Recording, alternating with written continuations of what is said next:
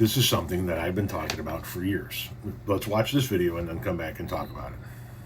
My son got a referral last week for yelling "shut up" to his classmates. How am I supposed to punish my child for doing something like that when the President of the United States is yelling "quiet, piggy" in women's faces?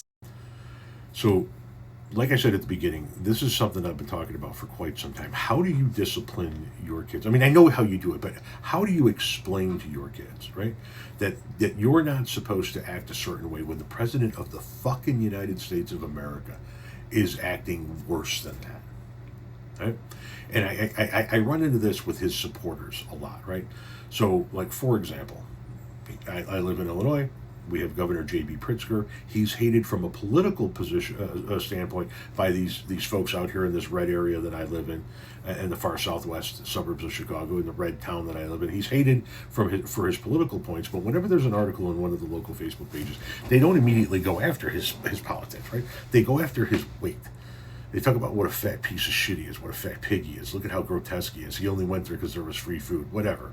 It goes on and on and on, right? And so I find myself asking these guys, and sometimes gals, who sometimes they themselves are fat, right? And it's like, as a fellow fat person, you don't know not to do that, but that's neither here nor there. I asked them, I said, what if you found out that your child was speaking that way to another kid in school, your son or your daughter?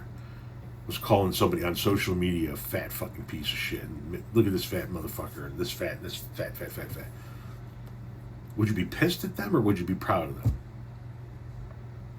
Because if you say you'd be pissed at them for talking that way towards another kid, then you're a fucking hypocrite, right? You're the one setting the tone for them by the way you talk about the governor of the state in your social media posts. So how could you fucking be pissed at them, right? And if you say that you'd be proud, then you're admitting that you're a piece of shit parent. Because that's what you're teaching your kids to be like. But you see, this is where they get it from, right? From this fucking guy in the Oval Office who speaks to women that way. They idolize a guy who is frightened by strong, powerful women. They idolize a guy who says some of the most abhorrent shit. Let's just bottom line this thing, okay? If you heard your kid saying to another kid half of the shit that Trump says to anybody on the planet, you would be appalled. And if you wouldn't, like I said, you would be a piece of shit parent. But that's where we are in the United States of America, right? We have to use the President of the United States of America as an example of what not to be in life. That has changed dramatically since my childhood.